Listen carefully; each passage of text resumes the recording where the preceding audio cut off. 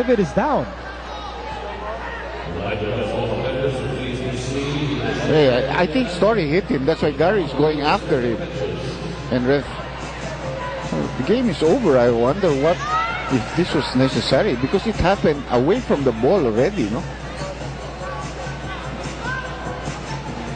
Because, Helterbrand took that jumper, and then Lanete was racing down court. Next thing we knew, David was already writhing in pain, Crumpled on the floor.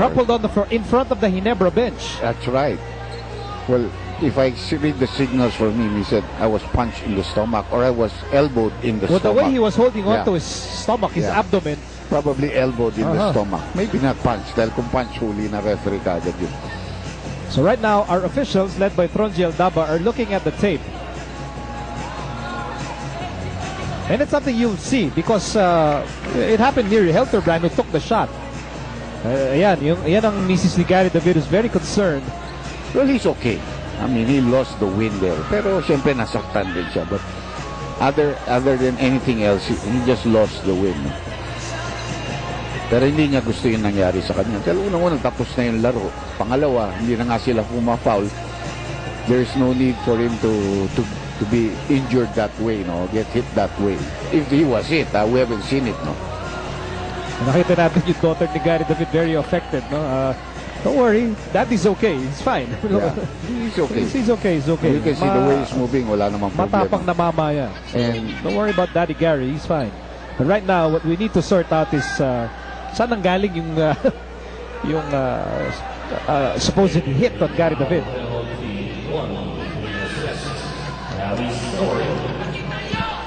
Flagrant foul penalty 1 yata, no? Against Obi Story. So maybe that elbow got him in the stomach. So that means free throws plus possession para sa kanila. And he has to sit down pa. Namabuti na rin.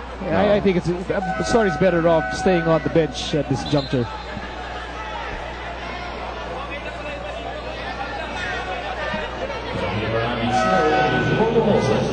Gary David chatting with our Chief Justice Tronji Aldaba. He seems to be okay with the verdict as well. Alan K. Dick talking with Obi Story.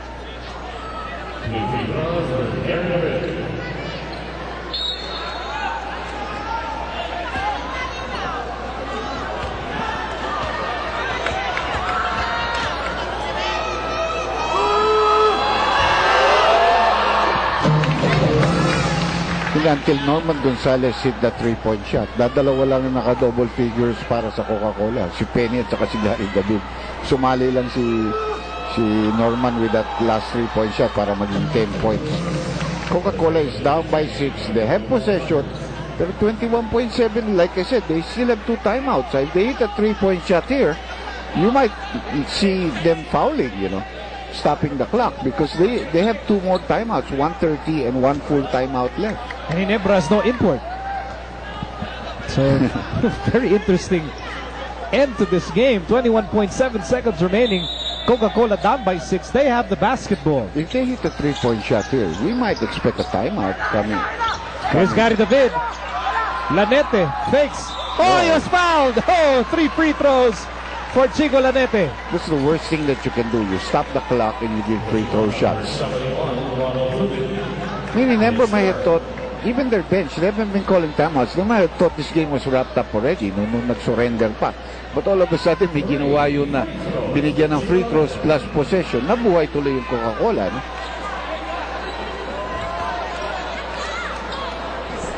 So pressure free throws for Chico Lanete.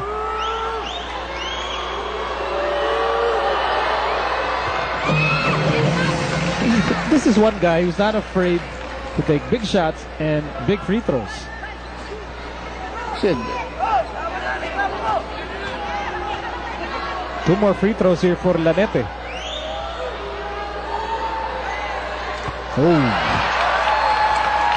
That really doesn't matter, because if he makes the next one still a 4-point or he misses 1 5, they're still going to put some pressure and they'll start fouling because they have timeouts.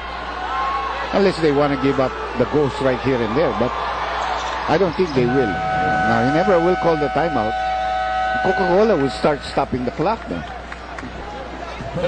Well, Lanete had a golden opportunity to make it a one-possession ball game, but instead, Ginebra will hang on to a 4-point lead, 95-91, and will hang on to this 30-second timeout. Brought to you by Handy Fix, ang first aid ng bahay mo, Bonzol and Sealzol. Very interesting endgame for us here. What we had thought was over, a lot of people were starting to leave the Coliseum, but they stopped nung nangyari yun. Ayun, nag-ipon-ipon sila dun sa mga exit. Whatever happened, they were able to get 4 points out of that. The 2 free throws and the 2 out of 3. So they were able to get 4 points, and they cut that 8-point lead to 4. Now, obviously, you see some pressure here, especially on the inbounder. They tried to go for the steal. You know, James got quick hands now. Don't try to be throwing cross-court passes or skip passes here. Both teams are in the penalty. Ginebra up by just 4, 95-91. Tubid will start the play to Helterbrand. And Gary David stopped. He already had Helterbrand covered, and Tubid couldn't pass to him. But then he moved away again. So that allowed Helterbrand to get the pass, and that's the guy you do not want to foul.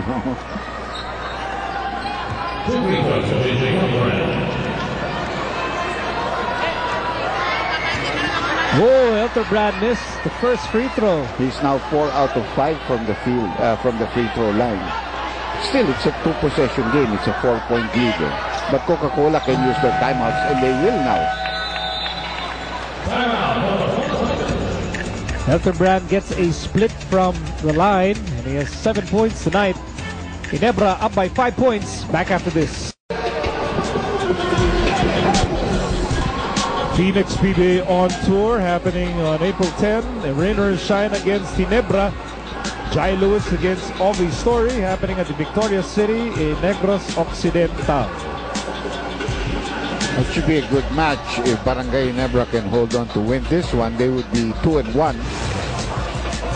The Elasto Painters are also 2-1 with their victory over the Barako Energy Coffee earlier. And they won't play until Saturday, no? So winner will go 3-1, no? If they can hold on. Dahil hindi pa naman tapos itong laro na ito. 15.9 seconds. Laman naman sa basketball, anything can happen. And this is just a 5-point lead, no? Gary David has shot well tonight. Gary David 25 points. James Benny 32 points. And that's a delay of game against Ginebra.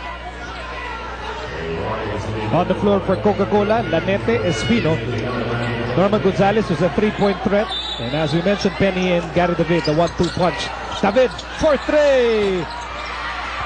And that ball ends up with Norman Gonzalez. Put back, no go.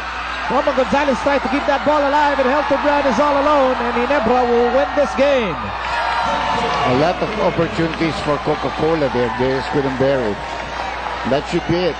So 7-point victory for Barangay Ginebra. At the end of 4 quarters, the score is 98-91. So the final score, it's 98-91 in favor of Ginebra. They move up 2-1. And Coca-Cola absorbs its first loss after 3 straight wins. Ginebra led this game by as many as 20 points. They were in control, except for that short span in the third and some anxious moments here in the fourth. But they hang on to the 7-point win, 98-91. Let's go to Leah Cruz. All right, I'm with the best player of this ball game, Ronald Tubig. Ronald, Gin Kings, kayo panalo, first loss ng Coke. Paano nyo naman ginagawa? Well, siguro, nung game namin kasi parang relax kami nung sa Central Series, kaya talo kami. Yung kay Coach Jong, sabi niya, we need to win this kasi mas maganda, nakauna. Tsaka yung Coke, wala pang talo, kaya kailangan matalo namin sa mga sila ng unang talo. Alright, and actually before the ball game, nakausap ko si Coach Jong. Tapos sabi niya, sa ngayon, nag-a-adjust pa kayo sa chemistry dahil maraming bago sa lineup. At na-mention niya yung pangalan mo as one of the guys na naiba yung role. Ano ba yung role mo na ngayon? Well, una, sa depensa muna kasi kung nandyan si Mark, kay Mark talaga kami nakaasa eh. So, kung kailangan lang talaga may score, kagaya kanina, medyo sinuwerte. So, yun.